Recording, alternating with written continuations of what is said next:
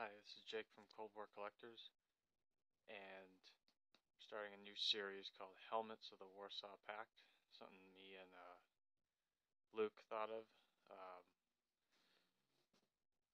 We'll be starting, or I'll be starting it with the Romanian M73 helmet.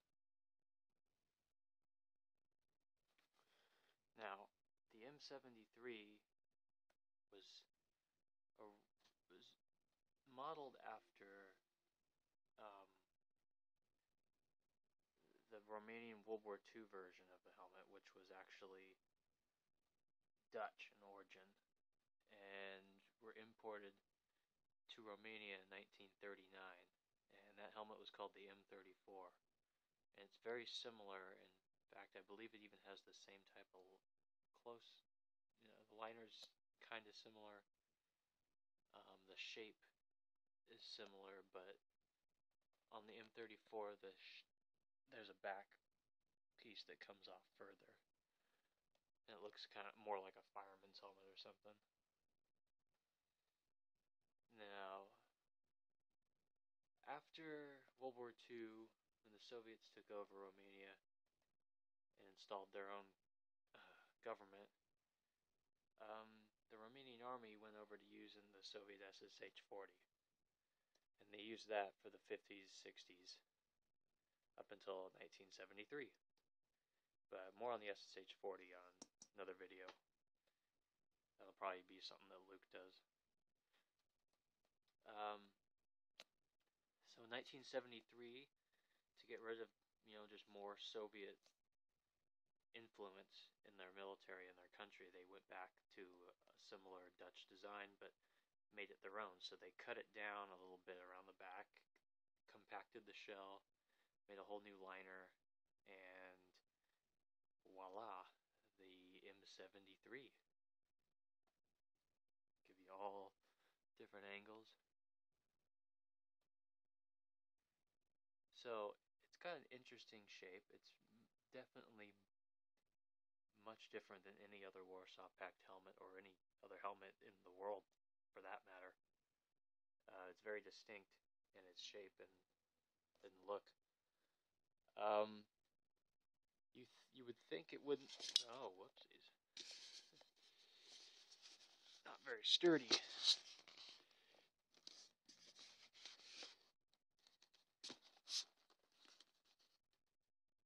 Okay. Anyways, you would think it wouldn't be very structurally sound or ballistically sound. It just looks kind of small and like it wouldn't be that great, when in reality it's actually ballistically pretty sound. The big angle here on the front can deflect quite a few low velocity rounds, smaller pistol rounds and such, and SMGs. And it's compact enough to where it's not too heavy, and obviously it'll protect you from falling debris and shrapnel, which is the original reason for a steel helmet in the first place. The shrapnel helmet, it's never supposed to stop bullets. The liner inside is actually very comfy.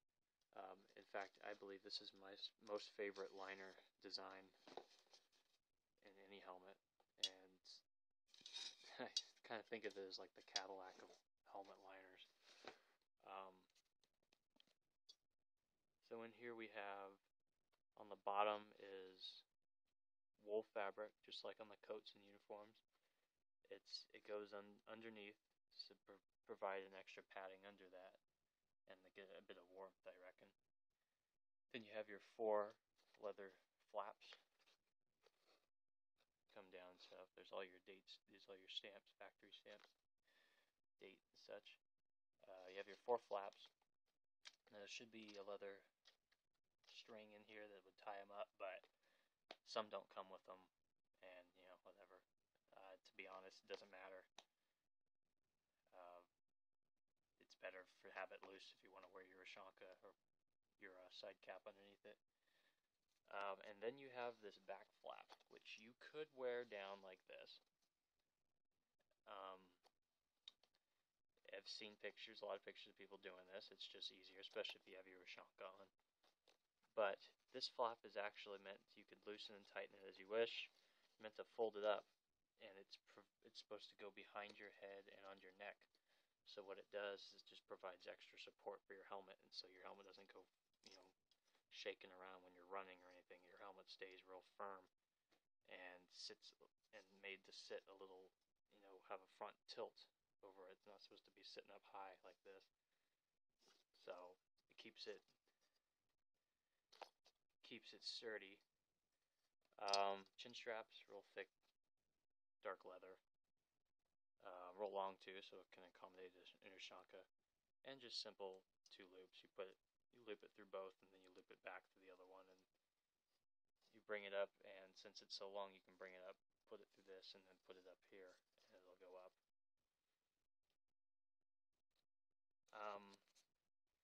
There is a slit in the back, and what this is for is for putting on your rucksack for marching.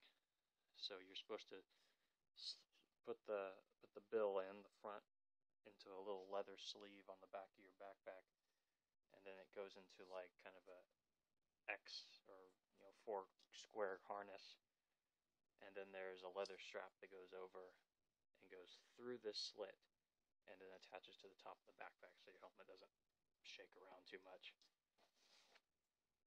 It's actually a pretty clever idea. However, I've heard a lot of reports from people who were in the Romanian army at the time who say that this idea was really bad because on rainy days the rain would just roll down right through the slit, and the way the coat was and the uniforms are, it would go right down the back of your neck and down your back under all your clothes, and it would be make for real cold, maneuvers. And so people, soldiers came up with the idea to have, if you're wearing your greatcoat, you just put your collar up and it stands up just over it, or just under it, so the water will go down the back of the coat. So that was just something they had to deal with and do. So anyways, this helmet is dated 1979. Like I said, there is the date stamps, the date and maker stamps in here. 55, 79, the 79 is the date. And then it even says I believe it's March 1979. So even the day. And then on the back here, you even get, if you can see it, you can see 79 right there, and 147 and the other serial number. Yeah, you can zoom in, there you go. So it's stamped, and then stamped into the metal on the back. Now, I hear the helmet being called the M73 originally, and then there's the M73/80 variant. Now, Luke and I have kind of discussed this, but to be honest, I don't really quite buy that. M73 is supposed to be this helmet, but with an enamel badge on the front. And that's mainly for parades or ceremonies or something, but I have seen a couple pictures of it used in the field, or people wearing helmets with like a remnant of a decal or the badge on it. And then there's the M73/80 variant, which supposedly is this, where it's without the badge. However, I have seen helmets online dated mid-70s, 75, 76 without the badge. This is 79 without the badge. Luke has one 1978 without the badge. There's no hole. There's no spot where there was a decal or anything. Nothing at all. No evidence that shows that there was a badge. So either the M73/80 was developed in the mid-70s and has nothing to do with the 80 has nothing to do with the date 1980, or that's just something that's been made up somewhere and has been just spread around as fact. We may never know, but I don't believe it really. Quite frankly, I just call it the M73. Alright, well that was the first installment of Helmets of the Warsaw Pact, the Romanian M73.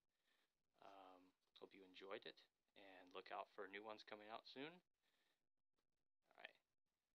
This is ColdWarCollectors. If you like it, subscribe. Help support us. All right, thank you.